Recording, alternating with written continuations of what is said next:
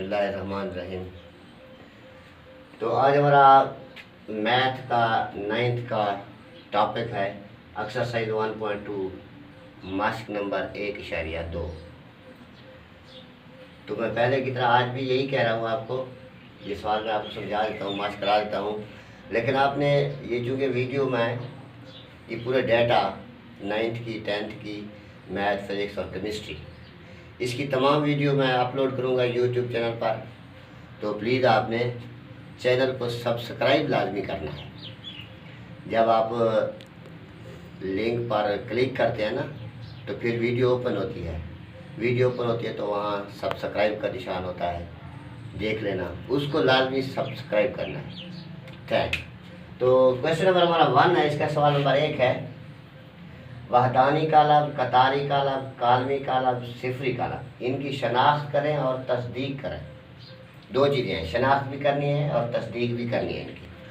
तो सबसे पहले हमारे पास एक कालब है ए 0 0 0 0, इसके तमाम अरकान 0 हैं, तो ये हमारे पास एक सिफरी कालब है।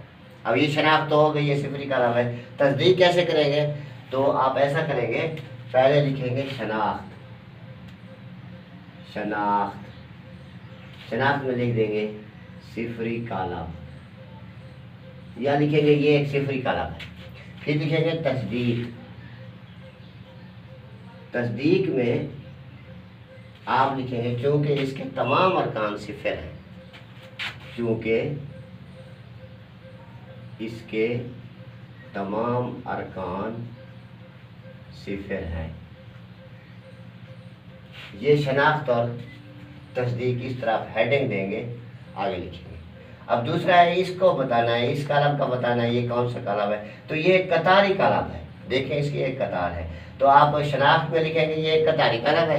तस्दीक में लिखेंगे क्योंकि इसकी सिर्फ एक कतार है, और ये सी कालब है, ये एक कालमी कालब है। अब शनाख्त में लिखेंगे ये एक कालमी कालब है, तस्दीक में लिखेंगे क्योंकि इसका सिर्फ एक कालम है। ये वहदानी कालब है, ये देखें इसके डायगोनल एलिमेंट्स 1 के बराबर हैं, तो ये वहदानी कालब है। ये शनाख्त हो गई, और तस्दीक में लिखेंगे क्योंकि इसके डायगोनल एलिमेंट्स 1 के बराबर हैं। और ये एक 0 सिफरी कालब है, नल मैट्रिक्स या सिफरी कालब है, चूँकि इसके अरकान सिफर है। सिमिलरली जो एफ है, ये कालमी कालब है, चूँकि सिर्फ इसका एक कालम। ये सवाल नंबर 1 है, सिंपल बताना है, इसी तरह हल करना है। क्वेश्चन नंबर 2 है, मुरब्बी, मुस्ततीली, कतारी, कालमी, वहदानी और सिफरी कालब की जस्ट आपने शनाख्त करनी है। ये 10 सवाल थे, मैंने 5 लिख दिए, और जो एक जैसे थे वो मैंने छोड़ दिए। तो ये हमारे पास पहला कालब है, इसकी 2 कतारें हैं और इसके 3 कॉलम हैं, 2 कतारें और 3 कॉलम। तो ये एक मुस्ततीली कालब है। मुस्ततीली कालब हमने पढ़ा था कि वो कालम जिसकी कतारों और कालमों की तादाद बराबर ना हो, ये एक मुस्ततीली कालब है। अब ये इसका सिर्फ एक कालम है, तो ये एक कालमी कालब है, इसकी जस्ट शनाख्त करनी है हमें। अब ये भी कालमी कालब है, इसे आपने वहदानी नहीं कहना, वहदानी मुरब्बी कालब होता है, ये मुरब्बी नहीं है, मुस्ततीली है, लेकिन ये सिर्फ कालमी कालब है। अब ये फिर मुरब्बी कालब है, इसकी चूँकि 3 कतारें हैं और 3 कालम हैं, number of rows and number of columns are equal, so it is a square matrix, तो ये एक मुरब्बी कालब। और आखिर पर लिखा हुआ है ये एक कतारी कालब है, क्योंकि इसकी सिर्फ एक कतार है, ये एक ही कतार है, तो ये एक कतारी कालब। इसके बाद है सवाल नंबर 3, वतरी कालब, स्केलर कालब, वहदानी कालब, इसकी शनाख्त करनी है। इसकी शनाख्त का तरीका ये है, आप इधर लिखेंगे कालब, इधर लिखेंगे वतरी, इधर लिखेंगे स्केलर, फिर लिखेंगे वहदानी। हल करने का तरीका ये है, अब ये कालब आपने लिखा है, ये 4 0 0 4, ये वतरी कालब तो है ही, ठीक कर देते हैं, क्योंकि इसके वात्र के कम अज कम एक रुकन गैर सिफर हो। तो जो वहदानी और स्केलर होता है वो वतरी लाजमी होता है, तो वतरी लिख दिया। अब ये स्केलर है, जो क्योंकि इसके वात्र के अरकान इक्वल है, ये स्केलर भी है, लेकिन ये वहदानी नहीं है। इस तरह इनको हल करना है। अब ये 2 0 0 -1 लिखा हुआ है, ये 2 0 0 -1, तो ये जस्ट एक वतरी कालब है, ना ये स्केलर है ना वहदानी है। सिमिलरली ये जो 1001 है, 1001 ये वक्री कालम भी है, ये स्केलर भी है, ये वहदानी भी है। तो ये एक वक्री कालम है, डी एक वक्री कालम है। और ये स्केलर कालम है, चूँकि 5 - 3 2 और 1 + 1 2। तो जो स्केलर होता है वो वक्री राशि में होता है। ये सवाल नंबर 3। और सवाल नंबर 4 है मनफी कालम मालूम कीजिए। तो इसका मैंने सिर्फ एक सवाल लिखा है। मनफी कालम मैंने आपको जब हम डिफाइन कर रहे थे, इसकी डेफिनेशन पढ़ रहे थे, तो मैंने कहा था कि किसी कालम का मनफी मालूम करने के लिए या जमी माकूस मालूम करने के लिए उसकी अलामतें बदल दी जाती है अरकान की। तो इसका मनफी कालम मैं इधर रफ अमल पर लिख देता हूँ। अगर मैं इसका नाम बी लिख दूँ तो इसका मनफी -B होगा और इसकी आगे अलामतें चेंज हो जाएगी। ये +3, ये -2, ये +4, ये -5। मनफी कालम ऐसे मालूम करने। ये एग्जांपल के तौर पर मैंने लिखा है। ये सवाल नंबर 4 में 5-6 कालम लिखे हुए हैं, लेकिन जस्ट आपने सिंपल अलामतें चेंज करनी है एलिमेंट्स की। इसके बाद एक कालम का ट्रांसपोज। तो ट्रांसपोज मालूम करने के लिए हमें कतारों को कालमों में बदलना पड़ता है या कालमों को कतारों में, एक काम करना पड़ता है। या हम कतारों को कालमों में या कालमों को कतारों में बदलेंगे। मैं मिसाल लिख रहा हूँ इसकी।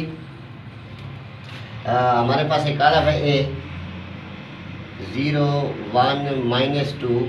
ये हमारे पास क्वेश्चन है, इसका हमने मालूम करना है ट्रांसपोज। तो हम A ट्रांसपोज लिख, ये ऊपर पावर की शक्ल में लिखेंगे छोटा सा टी, लेकिन इसे पढ़ेंगे A ट्रांसपोज = तो अब ये कतार है, सॉरी कॉलम है, तो अब इसे रो में लिख दें। कतार में 0 1 -2, ये इसका ट्रांसपोज मालूम हो। सिंपल कॉलम हो तो उसे रो में चेंज करना। अगर रो हो या ये रो है इसको कॉलम में, ये रो है इसको कॉलम में, ये रो है इसको कॉलम। अब इसको देखें, ये B, इसका मैं ट्रांसपोज डायरेक्ट मालूम कर रहा हूँ, B ट्रांसपोज। तो ये कतार है, इसको कॉलम बना देना है। 5 1 -6, ये ट्रांसपोज इसका बन गया। अब मैं C का इधर ही ट्रांसपोज लिख दूँ, फिर मैं डिलीट कर दूंगा। ये C कालम का ट्रांसपोज, इसकी ये कतार, ये 1 2 कॉलम बन जाएगा। इसकी ये कतार, ये 2 - 1 कॉलम बन जाएगा। इसकी ये रो, ये 3 0, ये कॉलम बन जाएगा। ये इसका ट्रांसपोज ऊपर लिखना है। तो ये है ट्रांसपोज मालूम करने का तरीका। नेक्स्ट हमारा आखिरी सवाल है इस एक्सरसाइज का, वो मैं आपको लिख देता हूँ।